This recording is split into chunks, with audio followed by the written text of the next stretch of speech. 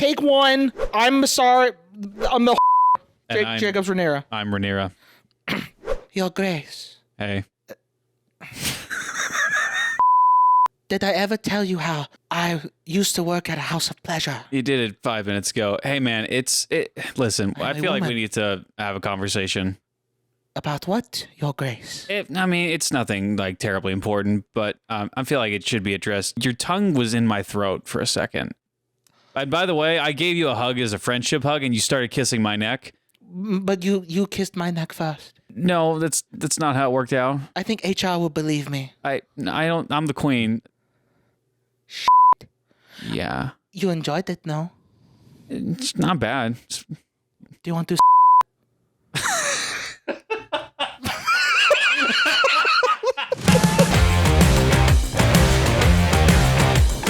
Howdy! Welcome to another episode of the Couch Gambit podcast. Now, you may be wondering, Michael, where was episode 6's review? You fucking fat ass. Well, let me tell you. Technology can suck it. Yeah, that. What exactly happened? Essentially, the audio got corrupted to where every little sound beat was getting skipped or glitched or being awful. So we got fucked, basically. Yes. Yeah, much like how Rhaenyra got fucked by Harwin Strong. I don't know where I was going with that. Neither do I. So, starting out, episode 7, I thought it was far superior to episode 6 in most freaking ways. There still are some problems that I would like to get into, but starting off, the episode starts off where, the other one left off, and Rhaenyra has already caught up to Alan. It is Alan, right? Alan's... No, Alec. I don't remember now. What's the bald brother's name? I have no idea. Oh, okay, so I was wrong. Yeah, so older brother's Alan. But it's spelled A-Y... A-L-Y. Adam. Oh, it's Adam. Adam. Dag nabbit. No, because I remember now, because the meme, the Vine or whatever, like, Adam. Welcome back from the edit. Welcome back from the edit. So if we said his name before, the younger brother or the one with the hair is Adam. Adam, yes. So basically, the thing with Adam, he bent the knee quickly because as his brother Alan kind of mentioned in a scene that he has with Corlys, is that Adam has always been trying to seek, like value or worth, to be something greater than he is. Yeah. And of course, like he sees this grand opportunity, like a dragon literally just falls on his lap. I do find it funny how immediately can just ride the dragon. I guess it's just ingrained or something. That's a little weird because I feel like, I don't know. I feel like you have to start at a young age to be able to learn how to. Because that was my problem with with Jon Snow in season 8, where he just rides the fucking dragon. I was like, what the fuck? Well, okay. To be fair, when Rhaenyra finally rode Drogon for the first time, oh my gosh, Daenerys, dag nabbit. When Daenerys in Game of Thrones finally rode Drogon for the first time, that dragon, it seemed, at least to her, to take her pretty well. So it may not be hard to just hold on to the dragon. I think the idea is controlling the dragon. Maybe. He may not Alan even says later in the scene, I think so. I think I may be able to get him back to Dragonstone. That's so fair. He may not be aware of how to control him. And especially with these dragons, there are saddles on the dragons. So it may be easier to mount it rather than just control it. Yeah, so let's talk about that for a second. Yeah. We addressed it in the opening. So we're just not going to address the fact that you stuck your tongue down my throat in the last episode. I think you can. It's debatable who initiated what first, honestly, because I don't know. Because what I saw, Rhaenyra is the first one who really started kissing on the whore's neck. No, I don't think Rhaenyra was the one that started. I think it was Mysaria. I don't know, man. Again, Mysaria is that's a big risk right there. That's the queen, and you just started Rhaenyra did initiate a hug. Okay, that could be a hug. That could end there. But then you start, oh, what's that feeling on my neck? Oh, it's your mouth. After we're done with filming this review, we're just going to have to rewatch that scene just to prove to you that I'm right, as always. I don't want to. I've already seen it 3 times, man. And it was all worthless. No. I feel like you tried to avoid watching like the plague, and you just were listening. You know what? How about listen? You know what? How about we just do this? We dive deep. We go in fully and just go frame by frame. Yeah. So yeah, no, they don't even try to address it. I mean, here's the thing. When I say by address it, right? People are going to maybe say, well, it's awkward to maybe bring it up. So of course I'm not going to talk about it. It's like, well, no. You could even tell in the scene itself that it's as if nothing happened. Yeah. There's no like small little tension or will they, won't they at all. It's as if it like that scene never existed. Yeah. It's business as usual. They're back to their old boring dialogue where Bizarria's only ability is to just deposit exposition or talk about her backstory, which she does twice in this whole She's so scene. boring. Can't stand her. Like there's like zero intrigue with her. She's basically female shitty Varys from Game of Thrones. Yeah. Varys has so much more interest and intrigue and depth to what he has experienced. I mean, he became a fucking eunuch. Saria, she's French. Yeah, aggressively French, by the way. One of the more annoying Frenches, some would say. She's more annoying than Frenchie from The Boys. Every scene with her is the same scene, because every scene that she has shared with Rhaenyra, or really any of the other characters, maybe give a pass to Daemon, because at least at that scene, she was progressing the plot somewhat. But every scene that she has shared with Rhaenyra, it's been the same thing. And it's a lot of the reason why a lot of people don't believe that either of them would be attracted to each other at all, because the only dialogue that they have shared with each other is, did you hear about my backstory? And this is something that you should do. And that's it. Just positive exposition. Here's my tragic backstory. Yeah, let's talk about Daemon. Because what's interesting here is that I think Daemon is the most frustrating character to watch. And yet I feel so vindicated after, the events of all his visions. And I do legitimately like some of the things they've done with the visions, save for like a couple things, obviously. Yeah, I mean, you should feel vindicated because everything you have said in the past has come to pass with Viserys being in the dream sequence. Let's go ahead and get into that real quick and get into the other stuff in a second. We see dead, rotting corpse Viserys. Daemon, has a little conversation with his brother where his brother is holding his crown and just talks about just the weight that was put upon him with this crown. The fact that he himself never even wanted the crown, which was an interesting thing to add. I don't think even in season 1 that we were given a hint that Viserys did not want the crown, as I believe. I may be wrong, but I don't believe we ever got that ideology. I'd have to rewatch the first season. I'm trying to remember if he ever really said the same thing that Alice said to Daemon, how the crown is a burden. I'm happy that they included rotting Viserys, right? Yes. And what's so interesting is because we watched the behind the scenes thing, and apparently the showrunners initially were just gonna have Patty, be Viserys and just be his normal self, right? Even in the final scene where he hands off the crown to Daemon, or not hands off, but offers it, right? Or asks the question, if he wants it. But Patty was like, "I'll do it, but I have to be in the getup to where I'm literally rotting away." Yeah, and I'm like, and that is incredible because if Patty did not speak up, the scene would not nearly be as good. No. If anything, it would lose almost all impact. Mm-hmm. Literally all impact, actually. The reason why is because being in the state that he is, when he talks about the burden of the crown, how he never wanted it, it shows that the burden of the crown, the weight of all that responsibility, is really what was tearing Viserys down. Again, what is it that injured him and was slowly killed him? It was the throne itself, right? If only I got fucking more of it. I think it's a little too short. I think we needed maybe a little bit more from Daemon. I think that's really what I wanted.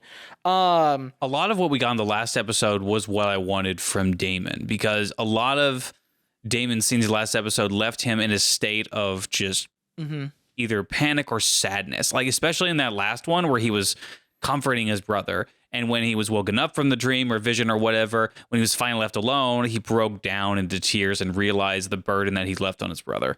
That does bring me to a further problem with Daemon's character. If he's supposed to be learning anything, it's not shown at all. Like, I know that there are visions that he's perceiving, and they're supposed to be telling him something about himself. But to be honest with you, like, any lesson that he's supposed to be learning, it doesn't seem to be coming across at all, because in the scene that was before this, it's very obvious that he still wants power, and he still is like obsessed with people still calling him king. Like, don't call me king consort, I am the king. It's like, and people are, and you are surrendering your armies to me. Like, whatever lesson that Alice Rivers or the Harrenhal itself is trying to teach, or the showrunners are trying to teach Daemon, it's not affecting Daemon in the real world at all, and seems to be, to me, it's disjointed and useless. Counterpoint. Uh-huh. I'd say, I don't know if we can really 100% be definitive on he has learned nothing yet, because the last scene he has in that episode was with Viserys. Yes. The dream sequence, right? Where, again, he's asked the question, is this something that you really want? Do you truly desire the crown? Right? Sure. And so next episode, perhaps we will see more of, some reservations about Daemon actually wanting this burden. We will, and I do think that's a fair point. I will say, from the last episode, with, again, the problem that I had with Rhaenyra at the very beginning of the season, she didn't follow the trajectory she left off with in the last season, where she left off angry and clearly wanting to go to war, where she began this season with aggressively pursuing peace to an unhealthy degree. Daemon left off the last episode in a state of just sadness, and where in this episode, it's like he forgot all of that and is continuing his normal streak. So it's that. And again, you may be right. He may have a change of heart somewhat in the last episode. Maybe. I'm not saying that's not the case. It could be, or they'll completely fuck it up. It's a possibility. Yeah, Alicent. Honestly, I just kind of like how she's brooding. Yeah. Really? You mentioned that, how she was complaining, basically. Yeah, no, complaining, I guess, is the wrong word to use for Alicent in this scene, because she's not really complaining as she is. She's brooding. Yeah, she's brooding. She's brooding. And where I had a problem with Rhaenyra just complaining and brooding a lot, she's in a position to where she doesn't have to do that. She's the queen. She can just order people around. Like, if people disagree with her in her council, well, she can order them, or like, screw you, I'm trump card, I'm the queen. Whereas Alicent has literally just lost all of her power, and she's off the council at this point. So she is literally in a point where she can't do anything. Yep. And we get to spend some time with her where she just honestly is, like you said, brooding, but also, like, there's a moment where we kind of get some, like, alone time with peace and tranquility for just half a second. The fucking contrast between how peaceful the wilderness is compared to King's Landing, with all the scheming and politics. But here, like, she just gets to relax. She doesn't have to worry about anything. Yeah. And especially because she has such a good excuse to do so, because she literally has nothing that she can contribute at this point. She has tried everything she can to take control of the situation, to try and de-escalate everything, and to the point where her son, King Regent, has just kicked her off the council now. And so she has no power anymore. So I feel for her character more in this scene than I have throughout the end. And again, not that Alicent has been a bad character. I think she, more than even Rhaenyra at this point, has been a very consistent character, to where I don't think that she has made good decisions, and I don't think that she is a good mom, but I totally feel for her character because of how stuck she feels. You could also say that for the first time, she's able to lay her trust in something, not someone, but something, the currents, to guide her away from her stress. Applause break for that. Okay, we're good. It was cringe. that was cringe. No, you can't hear it, but it's there. that was cringe. We're gonna keep that in, unfortunately, aren't we? It's gonna be in the episode. Fuck. Moving on to the scene with Rhaenyra and her son. This is I like this scene. But I think that the scene has one issue I have with at the end, which we'll get into. But Rhaenyra's son marches into her room rather pissed off for some reason, which I didn't clock in at the very beginning of the episode. But he makes very clear he's pissed at Rhaenyra because she is almost pissing away his birthright unintentionally, because him knowing that he is a bastard, and him knowing that he doesn't really have a connection to the throne, other than through Rhaenyra, but the fact that he is an illegitimate child. Yeah, he doesn't have a real claim to be. Yeah. Yeah, and he knows that. He makes it clear to Rhaenyra, like, I'm no fool, mother. I know that I don't have an illegitimate claim, but I at least have a dragon to defend my claim. Like, no one can touch me. But now you're giving all of these bastards that in many ways may have a better claim to the throne than I do, and you're giving them dragons.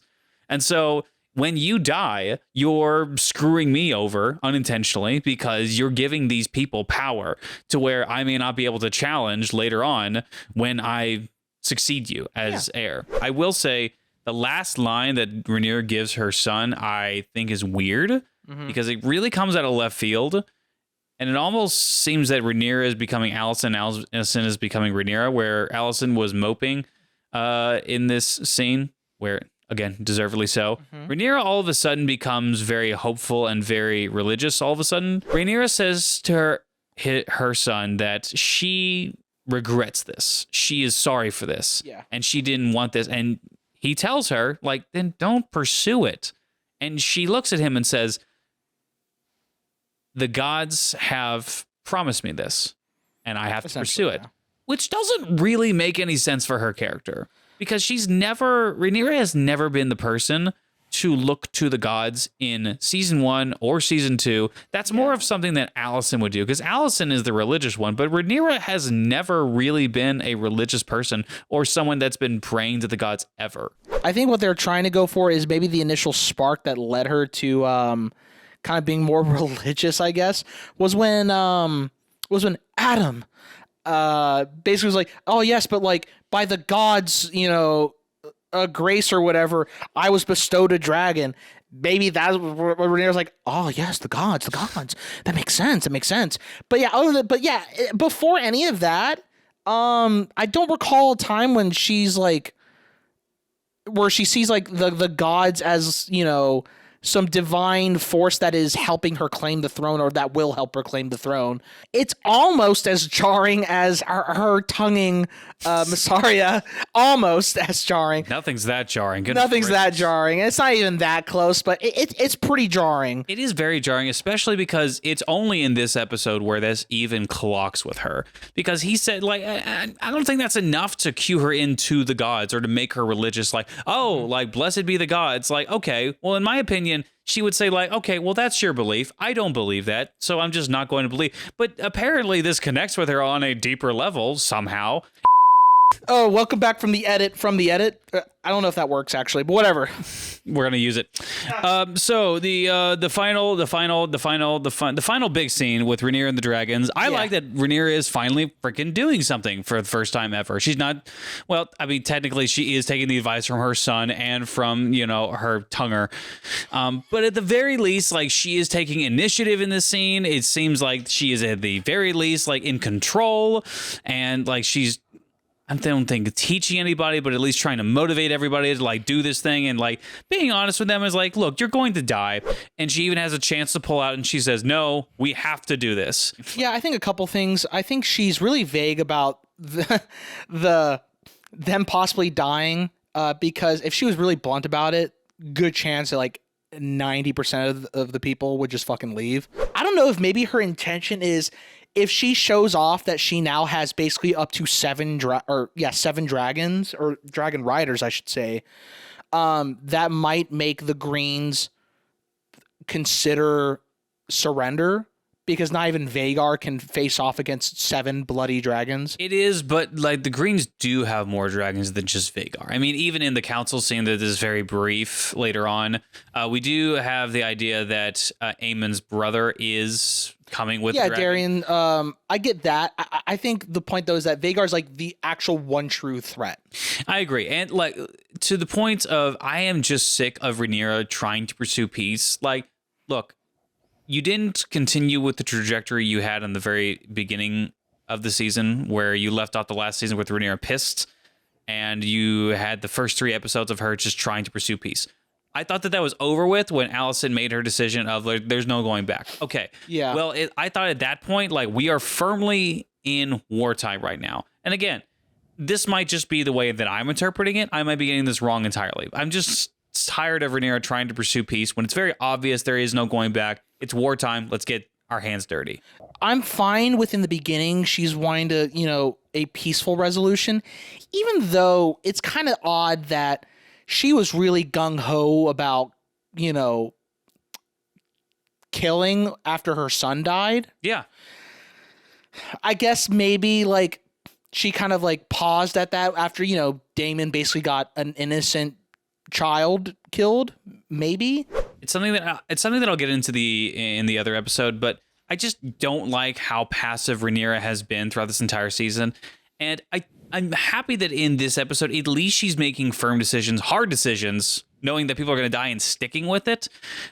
It's just far more interesting to me to have someone wrestle with hard decisions, knowing that the consequences are going to be dire, than someone who's always trying to keep the moral high ground. And the show really does want Rhaenyra to keep the moral high ground at all times, but in doing so, it makes her a very passive character and very different from the books. That's not necessarily a bad thing to have a character be different from the books. I acknowledge that. But when the character in the books is far more aggressive and far more interesting, then there's some obvious preferences I'm going to have to that character rather than this one who's just kind of just moping around and complaining a lot. Yeah, and again, I think what the showrunners are really going for is that Rhaenyra really wants to maintain the peace that her father reigned over for his entire reign, right? Yes. I know I used the word reign twice in a single sentence, but fuck off, I'm not perfect. I will say the dragon Vermithor and Silverwing, their designs are awesome. Oh, yeah. They're beautiful.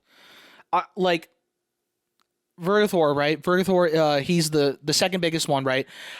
I love his design. Basically, Big Chungus Dragon, like Big Chungus Dragon Vagar. Mm-hmm. But design-wise, aesthetic, Silverwing is fucking cool. Silverwing is like pure, like gorgeous black dragon with like huge thorn. Like you said it like best. It's like a Dark Souls boss. Yeah, no, okay. Yes, so I forget his name now. Ulf or whatever? Oof. Oof. Oof. Roblox, oof. Oof. That's his name now. Oof. Oof. Who are you talking about? Do you not know the sound thing from Roblox? Oh, I know the oof. Yeah, isn't his name Ulf or something? ULF? Oh, like I have no idea. I know the sound effects. I don't know the thing. Well, we're going to go oof. Yeah, so when oof is in like the pits, basically, I see Silverwing just snapping, right? Napping, not snapping, napping. And the moment I saw that, I just thought of fucking Midir, kind of from Dark Souls 3, the Ring City DLC. Not a perfect representation or like comparison, but that's just the vibe I kind of got. It's pretty close. I mean, when you meet Midir, he's sleeping, and when you see the dragon, when you first, because when you first jump down, right, and you're like, what the fuck? And I was just expecting for like oof to see a fucking health bar just appear at the bottom of the fucking screen. You get the boss be like, ho, ho, ho, ho, ho. Just a choir appears out of nowhere. And it's like, oh dear, I only have a torch and no armor. Oh my god. Where's Moonveil? Elden Ring. Yeah, it's a different game, but still. Where's my fair and ultra great sword? Curse you, Bale!